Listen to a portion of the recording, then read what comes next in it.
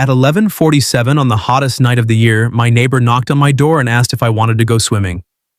By 12:32, we were standing alone at the end of a moonlit pier, and I was discovering that she had not brought a swimsuit. That wasn't an oversight. Her smile made that very clear. My name is Dylan Mercer. I was 26 that summer, working as an HVAC technician in a city where every air conditioner had apparently signed a suicide pact during the same week. For 6 straight days, the temperature had stayed above 100. I'd spent most of that Thursday climbing into attics hot enough to bake bread, listening to customers say, "I don't know how you do it." The answer was poorly. I got home around 10, took a cold shower, and lay on top of my sheets with a box fan pointed at my face. The duplex I rented had charm, according to the listing. In practical terms, that meant old windows, creaky floors, and electrical wiring that treated a microwave and an air conditioner running together as an unreasonable demand. My neighbor occupied the other half. Her name was Jenna Whitaker. She was 25, designed window displays for boutiques downtown, and could make an empty storefront look like someone's expensive dream. She had moved in 10 months earlier with a boyfriend named Chris, who wore loafers without socks and once asked if my work van was a lifestyle choice. Chris had moved out 4 months before the heatwave. I'd been relieved in a way I had absolutely no right to be. Jenna and I had always gotten along. We took each other's packages inside, shared the narrow front porch, and had an informal agreement that whoever put the trash cans out first could complain dramatically while the other person provided coffee. After Chris left, our conversations changed. Not obviously. Nothing you could point to in court. They just started lasting longer. She would sit sideways on the porch railing in the evenings, asking about my day. I'd tell her stories about raccoons and ductwork and homeowners who tried fixing compressors with online tutorials. She'd describe the strange requests she got from boutique owners, including one woman who wanted a summer display that felt coastal but emotionally unavailable. Jenna and I flirted around the edges of friendship, then pretended we hadn't. I had reasons for being careful. 18 months earlier, I'd ended an engagement that should have ended long before the ring. Afterward, I made myself a promise. No relationships built on convenience, loneliness, or seeing someone every day. Dating the woman who lived 12 feet from my kitchen seemed like a creative way to break all 3 rules at once. So when Jenna knocked that night, I opened the door expecting a tripped breaker or a spider large enough to require backup. Instead, she stood there in a fitted cream tank top and a light rust-colored skirt, her dark hair twisted into a loose knot. A canvas tote hung from one shoulder, and she held up her car keys. "Put on shoes," she said. I leaned against the doorframe. "Good evening to you too." "It's too hot for manners. It's too hot to leave the house." "Exactly why we're leaving." I looked past her toward the porch. Heat shimmered above the sidewalk even at midnight. "Where?" "Lake Merritt. That's 40 minutes away. 32 with no traffic. The park closes at 10. One side does." There was a brightness in her eyes I hadn't seen since before Chris left. Not reckless exactly. More like she had already made a decision and was enjoying how long it took me to catch up. "You're inviting me to trespass?" I asked. "I'm inviting you to swim. Trespassing is such an ugly word for walking past a sign. I have work at 7. You've been saying that every night for 3 months. Because I have a job every morning." Her gaze moved over my gray t-shirt and plaid sleep shorts. "You're dressed perfectly. For an arrest? For a bad decision?" I should have said no. Instead, I grabbed my sneakers. Jenna's old blue hatchback smelled like citrus air freshener and the iced coffee she had forgotten in the cup holder that morning.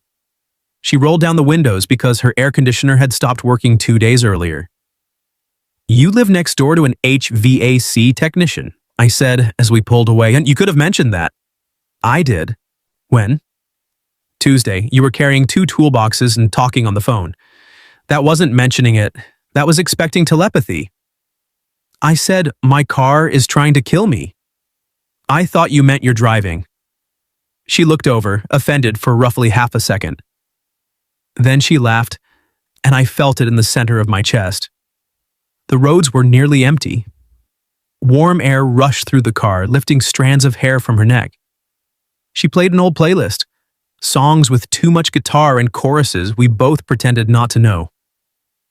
20 minutes into the drive, she caught me singing. "You know every word," she said. "I know sounds that resemble the words. You pointed at me during the chorus. That was traffic related. There's nobody else on the road." Then it worked.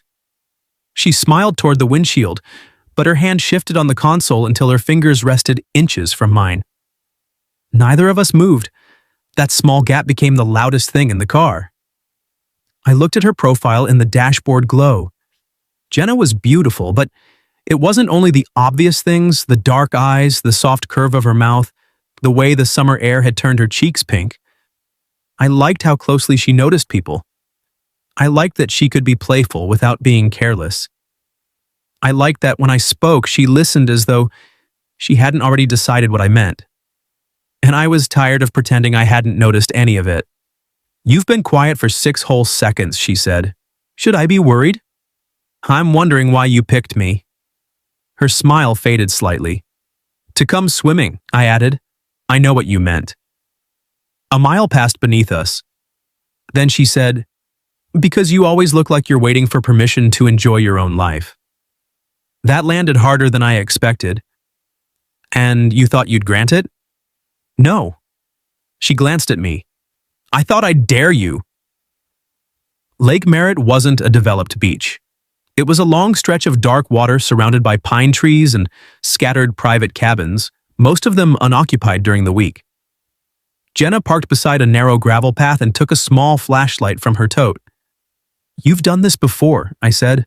"My aunt used to own a cabin here. I spent every summer at this lake until I was 16. "So we're not trespassing?" "Oh, we're definitely trespassing. I just know where." The path opened onto a small wooden pier. Moonlight lay across the water in silver bands, and the lake was so still that stepping onto the dock felt like entering a different night. The city heat, the service calls, the fan rattling beside my bed, all of it suddenly seemed very far away. Jenna slipped off her sandals and walked to the edge. I set down my towel and pulled my shirt over my head. When I looked up, she was watching me, not accidentally. Her eyes traveled over my chest before meeting mine again, and instead of looking embarrassed, she tilted her head. "Work agrees with you," she said. "You've seen me carry groceries. Not shirtless." My pulse kicked. "Jenna? Dylan. That tone usually means you're about to make my life difficult." "Only temporarily." She set her tote beside mine. That was when I noticed it held 2 towels, 2 bottles of water, and nothing else. "No swimsuit?" I asked. She turned her back to the lake and looked at me with a slow, provocative smile. "No." I waited for her to laugh. She didn't. Then she hooked her thumbs lightly at the waistband of her skirt and lowered it just enough to make my brain forget every useful skill I had ever learned. "You drove me 40 minutes into the woods," I said carefully, "knowing you didn't bring one." "I drove you to a lake at midnight during a heat wave." Her voice softened. "What exactly did you think I had planned?" The teasing was still there, but something more vulnerable moved underneath it. She wasn't only trying to shock me, she was asking me to stop hiding. Jenna held my gaze and stepped closer until the warm scent of her skin replaced the pine around us. "So," she whispered, "are you getting in with me, or are you going to spend another 4 months pretending you don't want to?" There are moments when your life divides cleanly into before and after. Standing on that pier with Jenna inches away from me was one of them. Before I could tell myself I'd imagined the lingering looks and late porch conversations. I could call our chemistry neighborly friendliness. I could pretend that wanting her didn't matter because I was disciplined enough not to act on it. After her question, none of those lies survived. "I don't need 4 months to answer," I said. Her smile returned. "Good. But I have one condition." "That sounds suspiciously responsible. You go first." Jenna laughed under her breath. "Nervous?" "Trying to be respectful." The humor in her expression softened. She touched 2 fingers to the center of my chest. It was a small gesture, but every muscle in my body went still beneath it. "That," she said, "is exactly why I picked you." Then she turned me around by the shoulders. "Don't peek. You just accused me of pretending I'm not interested. Interested and trustworthy aren't opposites." Behind me, I heard the faint rustle of fabric, followed by the soft tap of something landing on the pier. I concentrated on the black line of pine trees across the lake. Then came a splash. I turned. Jenna was already in the water, submerged to her shoulders, her hair loose and dark around her. Her clothes rested in a neat pile beside her sandals. She swept one arm through the moonlit water. Your turn. I could still retreat. I could make a joke, sit on the dock, and call that participation. But she hadn't brought me there for half measures. Neither of us had. I hooked my thumbs into the waistband of my shorts. Her eyebrows lifted. You can look away, I said. I could. She didn't. I laughed, turned my back, and left my shorts beside my shirt before diving in. The cold hit me like a slammed door. I surfaced, gasping. You said this would feel good. It does. I can no longer feel my organs. That's how you know it's working. Jenna floated backward as I swam toward her, keeping a few feet between us. The lake was warmer below the surface, but the night air raised goosebumps across my shoulders. Is this really what you used to do here? I asked. Not exactly. What's different? She smiled. I was usually wearing a swimsuit. So tonight was a special occasion. You're catching on. I splashed water toward her. She twisted away, laughing, then sent twice as much back at me. Within seconds, any attempt at dignity was gone. We chased each other around the end of the dock like teenagers, careful to stay mostly submerged whenever the moon grew too helpful. Jenna reached the ladder first and caught the side rail. Truce, she said, breathless. You started it. I invited you. You started splashing. You provoked me. That seems to be a pattern tonight. I stopped beside her. The laughter between us faded, leaving the quiet sound of water touching wood. One of her legs brushed mine beneath the surface. Neither of us pulled away. Her fingers tightened around the ladder rail. Up close, I could see droplets caught in her eyelashes. Dylan, she said. I knew that tone. It wasn't teasing now. What? Tell me if this was a bad idea.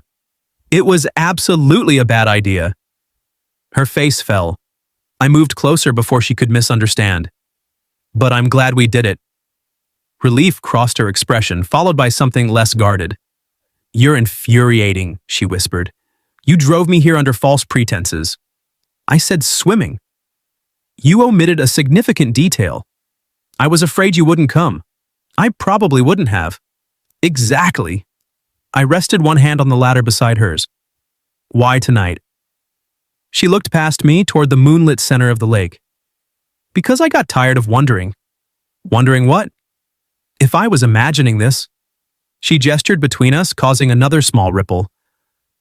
You weren't, I said. I know that now. You could have asked me. Would you have told me? The honest answer sat between us. No. She nodded as though that proved her point. You're careful with me. I'm trying not to hurt you. That's what people say when they want credit for keeping one foot out the door. I flinched. Jenna noticed. She always noticed. I'm sorry, she said. That was unfair. No, it wasn't. The truth was uglier than caution. Since my engagement ended, I had treated distance like proof of maturity. If I never promised much, I could never disappoint anyone. I'd called it responsibility because fear sounded worse. I spent 3 years with someone who kept waiting for me to become a different man, I said. More ambitious, more social, less likely to come home smelling like insulation. Insulation is a difficult scent. I smiled despite myself. My point is, I didn't see how bad it had gotten until we were planning a wedding neither of us wanted. Since then, I haven't trusted my judgment. Jenna studied me. Do you think I want a different version of you? No. Then stop making me pay for what she did. The words weren't cruel, they were quiet and direct. Her hand left the rail and came to rest against my cheek. I leaned into her touch before I could think better of it. I don't know how to do this casually, I admitted. Good. Good? I didn't invite you because I needed a swimming buddy. Her thumb traced the edge of my jaw. I invited you because every time you sit beside me on that porch, I spend half the conversation wondering what it would feel like if you kissed me. My heartbeat became almost painful. What do you spend the other half doing? Trying not to stare at your mouth. I moved closer until only an inch remained between us. Are you trying now? No. So I kissed her. At first it was gentle, almost cautious, despite everything that had brought us there. Jenna's lips were cool from the water. Her hand slid behind my neck and she kissed me again with 4 months of frustration behind it. The ladder pressed into my side. The lake moved around us. Somewhere in the trees, insects hummed beneath the beating of my pulse. I wrapped an arm around her waist under the water and drew her closer. She made a soft, surprised sound against my mouth, then held onto me like she had already decided not to retreat. When we finally separated, our foreheads stayed together. That, she whispered, was also part of the plan. You planned this?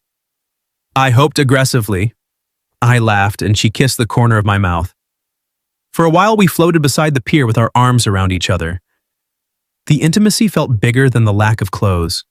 It wasn't about seeing her. It was about being seen by her and not finding a joke fast enough to hide behind.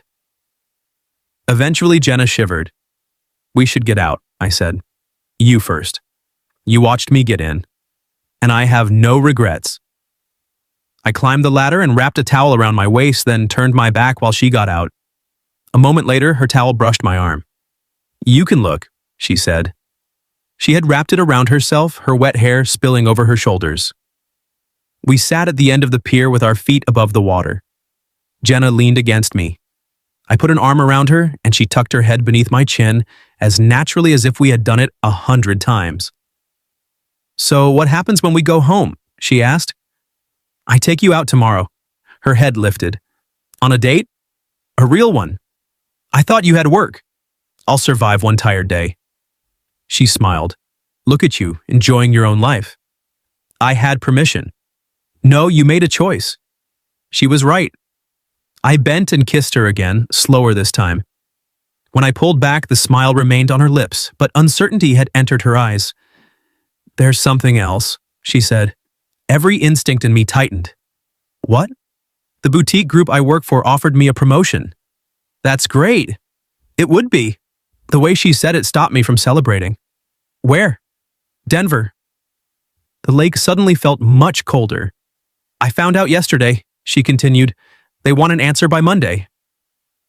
Monday was 3 days away. I looked down at her hand resting beside mine on the weathered boards.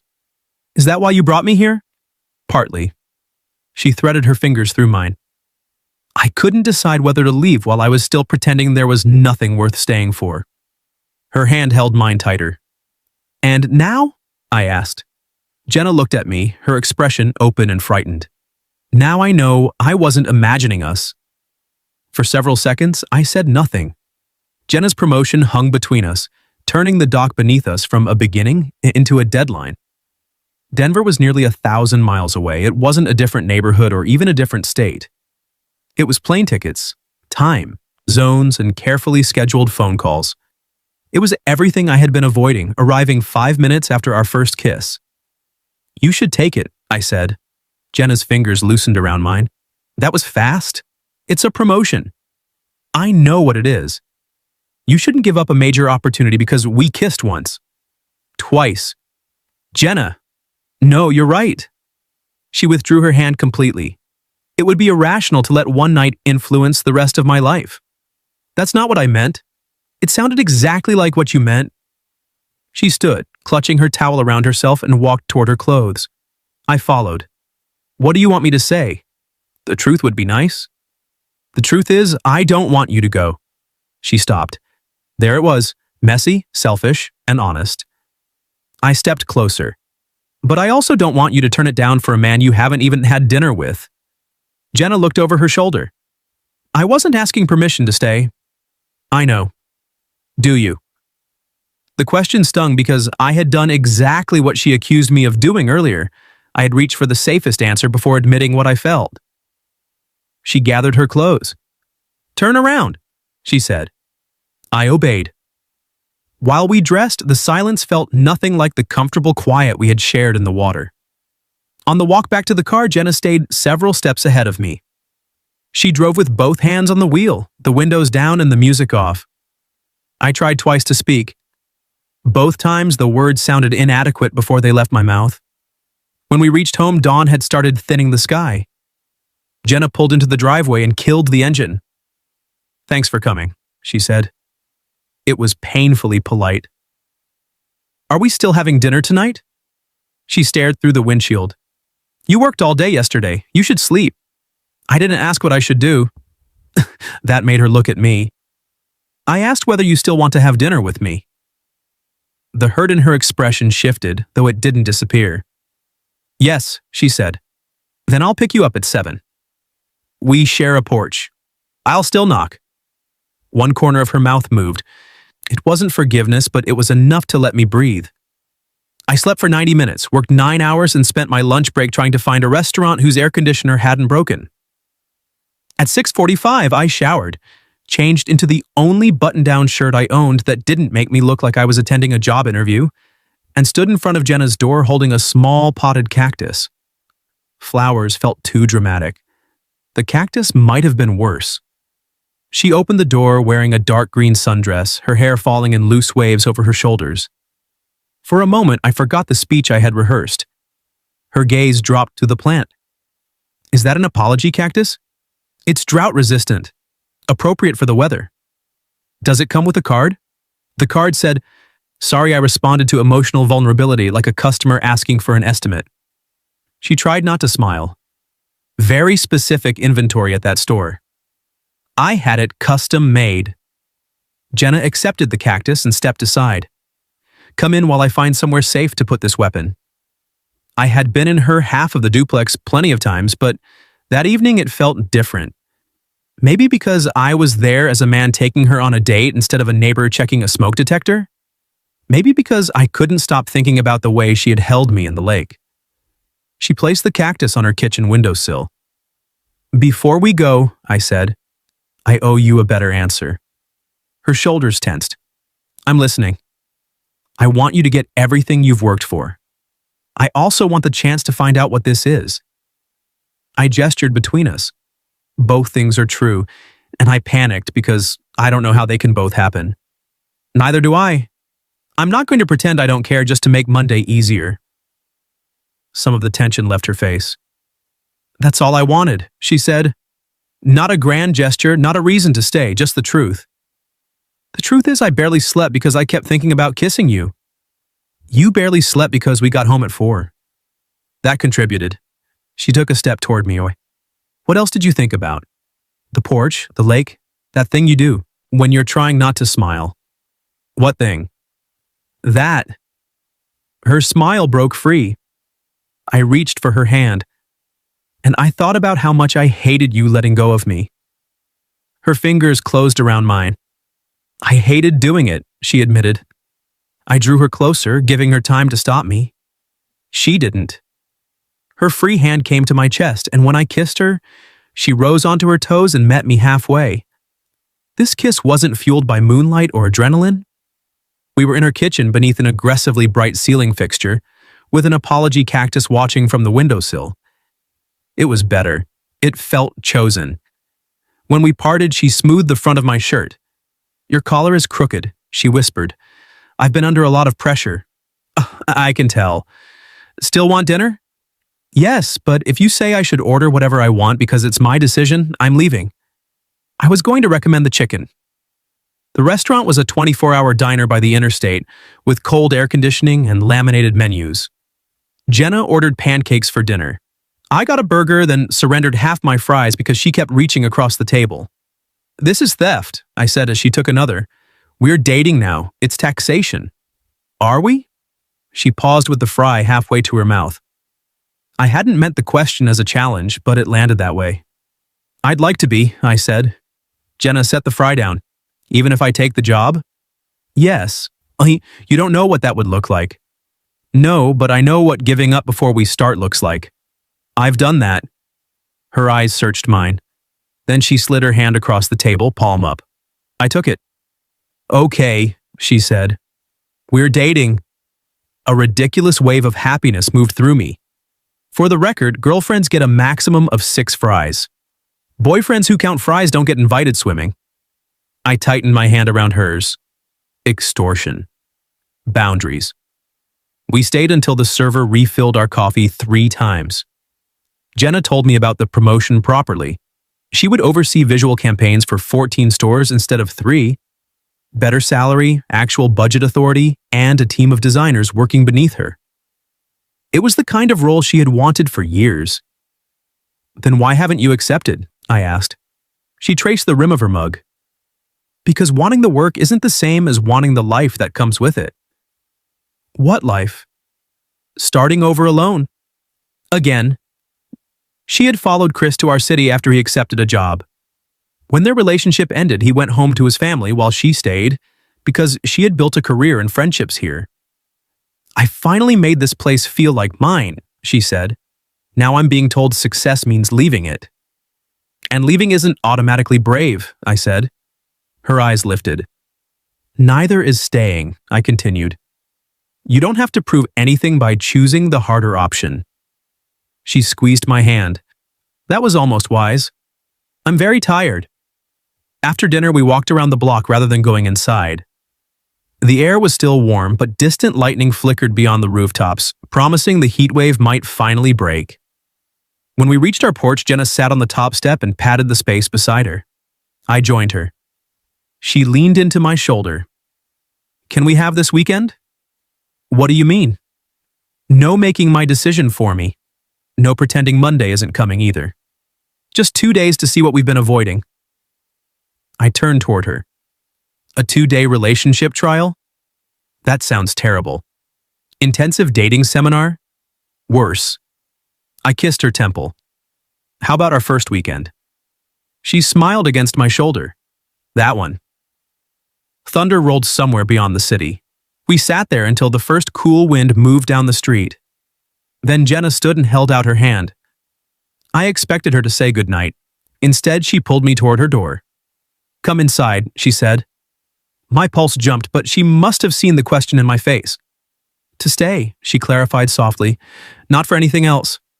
I don't want to be alone tonight. I followed her in. We fell asleep fully clothed on her couch, her head on my chest and my arm around her waist. At 6 a.m, Jenna's phone vibrated on the coffee table. She shifted against me, reached for it, and read the email. I felt her entire body go still. What is it? She handed me the phone.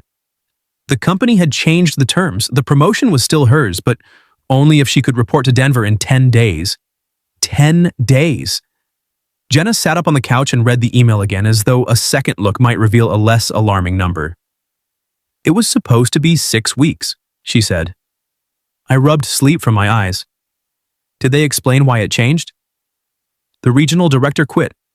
They want me there for the fall campaign meeting. Can you ask for more time? I can ask. But? She lowered the phone. If I need 6 weeks to decide, they'll find someone who doesn't. Morning light came through her blinds in narrow stripes.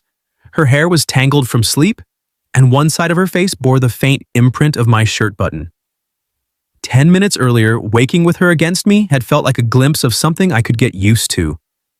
Now a countdown had appeared over it. Jenna walked into the kitchen and started making coffee. She moved too quickly, opening the wrong cabinet twice. I came up behind her and rested my hands lightly on her shoulders. Breathe. She did, though the breath shook on the way out. What do you want me to do? She asked. I turned her toward me. You don't have to decide at 6 a.m. That isn't an answer. You're asking me to tell you whether to go. I'm asking what you want. The distinction mattered. I held her gaze. I want you, I said. Here, in Denver, anywhere. I want more than 1 weekend and I'm willing to do the work for it. Her expression softened, but I wasn't finished. I also want to wake up 6 months from now knowing you didn't resent me for making your decision smaller. I wouldn't. You don't know that. Neither do you. You're right. I slid my hands down her arms and took hers. So here's the honest answer. I want you to stay. I hate the thought of you leaving.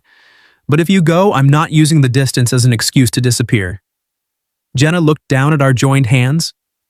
You'd try long distance? I'd do more than try. I'd buy plane tickets. I'd call when I said I would. I'd learn to sleep without stealing your blanket. You don't know that I steal blankets. You took the couch throw sometime around 4. I was cold. You wrapped yourself like a burrito. Her mouth curved despite everything. I'd visit, I continued, and I'd expect you to come back sometimes.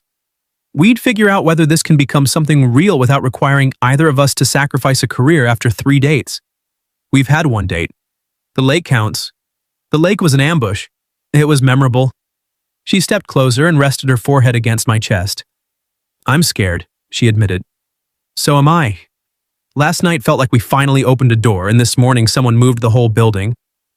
I put my arms around her.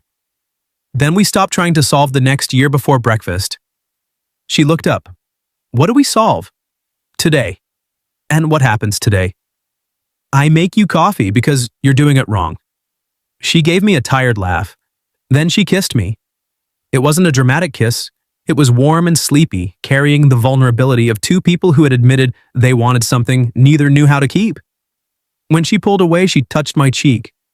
Okay, she whispered. Today. We treated Saturday like an entire relationship compressed into 12 hours. We got breakfast from a food truck and ate in the shade behind the farmer's market. Jenna bought peaches despite insisting they were impossible to eat with dignity. Juice ran down her wrist on the first bite.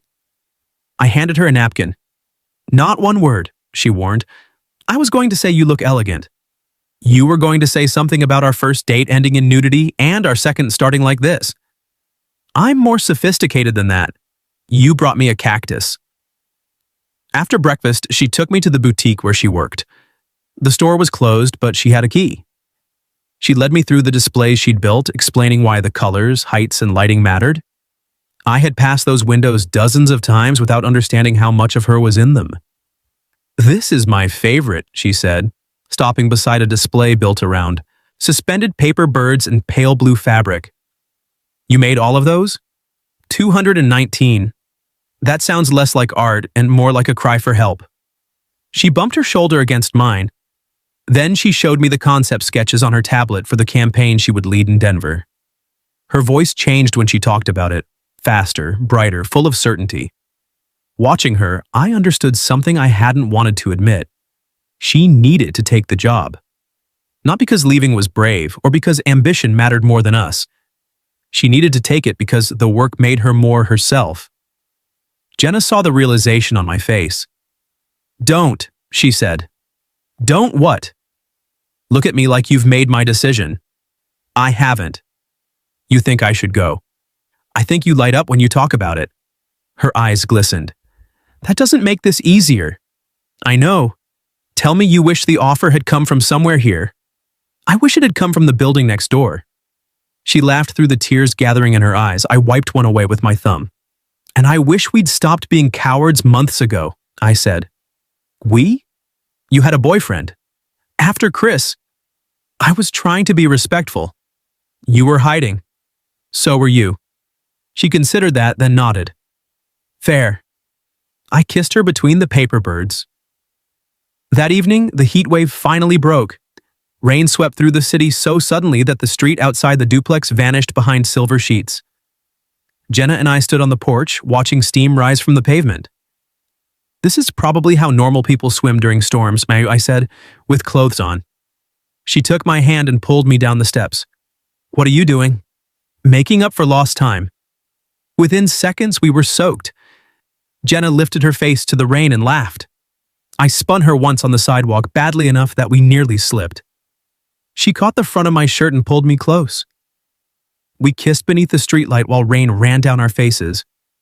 There was no audience, no music, and no guarantee beyond that moment. I had never felt less cautious in my life. On Sunday morning, Jenna called her future boss. She asked for a few extra days. They gave her 2. She asked whether she could begin remotely. They said the campaign meeting had to be in person. Then they asked for her answer. Jenna looked across the kitchen table at me. I nodded, not to decide for her, but to remind her she wasn't alone. I accept, she said. The words hurt. They also made me proud.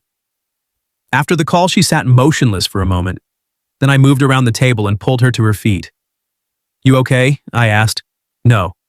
Me neither. She pressed her face against my shoulder. Tell me this wasn't a mistake. I can't promise that. She drew back, startled. I can promise it won't be a mistake because of me, I said. I'm not going anywhere just because you are. Jenna kissed me hard enough to make the edge of the table dig into my hip. The next week passed in cardboard boxes and lists. I worked during the day and helped her pack at night. We argued about whether 6 decorative pillows were necessary for one woman, then loaded all 6 because she threatened to leave my cactus behind. On her final night, we sat on the porch floor between 2 open boxes, eating takeout noodles. Her half of the duplex was nearly empty. You know, she said, most people date longer than 11 days before testing a 1,000-mile relationship. Most people wear swimsuits on a first date. You're never letting that go, are you? Absolutely not. She set down her carton and turned serious. My car can't hold everything. The movers are coming tomorrow and I was going to fly out Tuesday. Okay, but I changed my mind. My stomach tightened. About the job? No. She took my hand. About flying. What are you saying? I want to drive. That's a long trip alone. I don't want to go alone.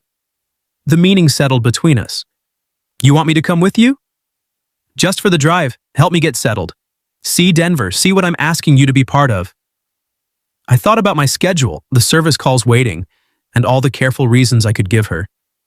Then I thought about the pier and the question that had started everything. Are you getting in with me? When do we leave? I asked. Her eyes brightened. Tuesday morning. I'll make it work. Jenna leaned over and kissed me, smiling against my mouth. Then she pulled back.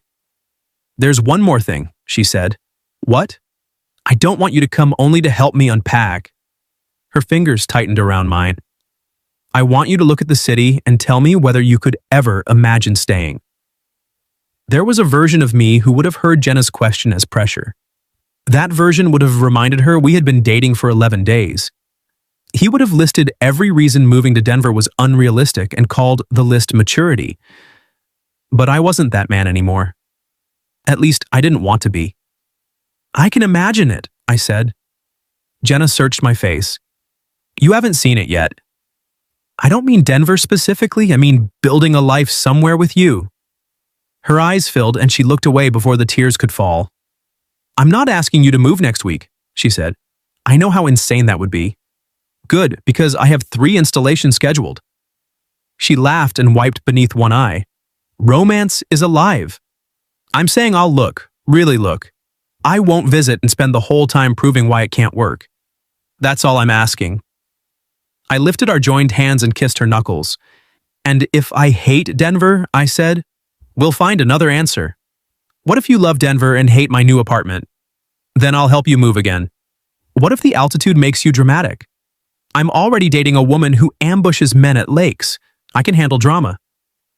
She climbed onto my lap and kissed me until I nearly knocked over the noodles. Tuesday morning, we loaded Jenna's hatchback.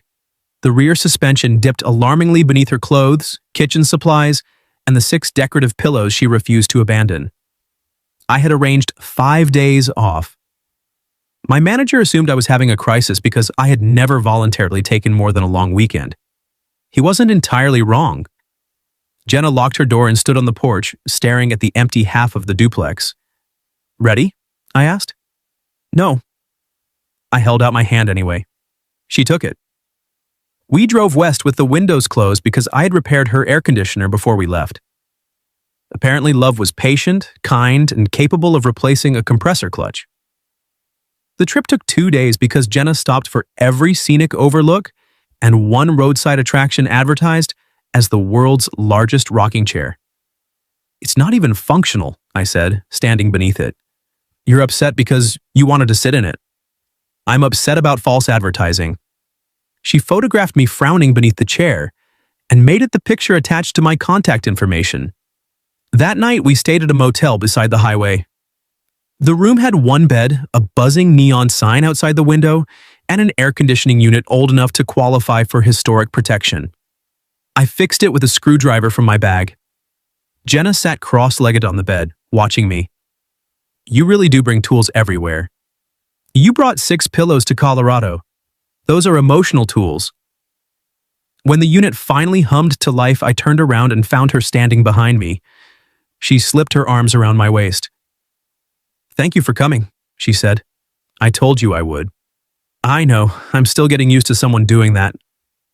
I understood what she meant. Chris had promised plenty according to the fragments she'd shared.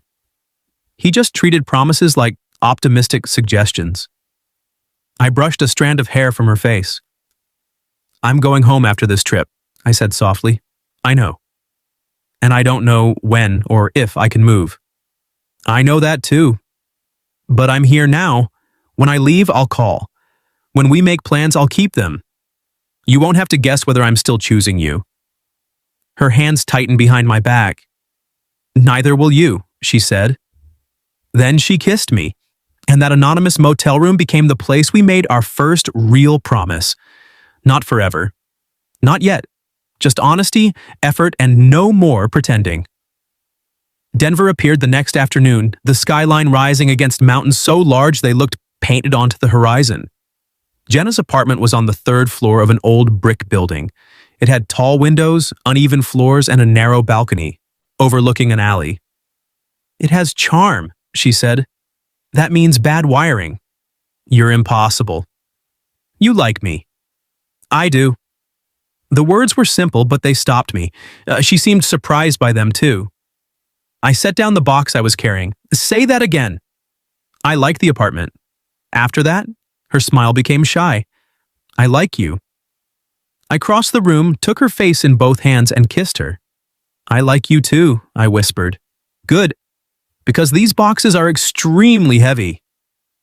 We spent 2 days unpacking and exploring the city. Jenna showed me the office where she would work. I found an independent hardware store 3 blocks from her apartment, and 2 HVAC companies advertising for experienced technicians. I didn't apply, but I took pictures of the signs. On my last evening, we walked to a hill overlooking the city. Sunset turned the mountains copper and gold. Jenna stood in front of me with my arms around her waist. "Well?" she asked. "Well, what?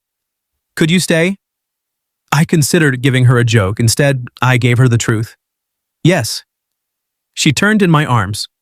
"Not tomorrow," I continued. "I need time. We need time. I want to know we work on ordinary days, not only during heat waves and road trips." That sounds annoyingly reasonable. But if we still feel this way in 6 months, I'll start making real plans. She touched my cheek. And until then, we become experts in airport security. Long distance wasn't romantic most of the time. It was missed calls, delayed flights, and eating dinner over video while one of us fought bad internet. It was Jenna crying after a campaign meeting went badly and me wishing I could do more than listen through a speaker. It was her flying home for 48 hours and falling asleep on my couch before we finished the movie. But there were good parts too. Every visit became a choice. She met me at the Denver airport wearing the cream tank top from the lake because she knew exactly what it did to my concentration. I mailed her the apology cactus after she accused me of loving it more than she did. She sent me pictures of it thriving on her kitchen windowsill. At 4 months, I told my manager I was considering moving. At 5, I interviewed with a commercial HVAC company in Denver. At 6, they offered me a job with better pay and actual vacation time. I didn't accept immediately. I called Jenna. "Do you still want me there?" I asked. She was quiet long enough to make my heart pound. Then she said, "More than I wanted you at the lake." I accepted. I rented an apartment 2 blocks from hers rather than moving in immediately. Jenna pretended to be offended for 7 minutes, then admitted she liked that we were choosing each step instead of rushing to prove something. By the following summer, we were ready. We found a small house together with a wide porch, reliable wiring, and just enough yard for Jenna to insist we could grow tomatoes. On the anniversary of that first midnight swim, we drove back to Lake Merritt. The same moonlight stretched across the water. The same pier creaked beneath our feet. This time, Jenna carried a bag. "Did you bring swimsuits?" I asked. She gave me the smile that had changed my life. I brought options.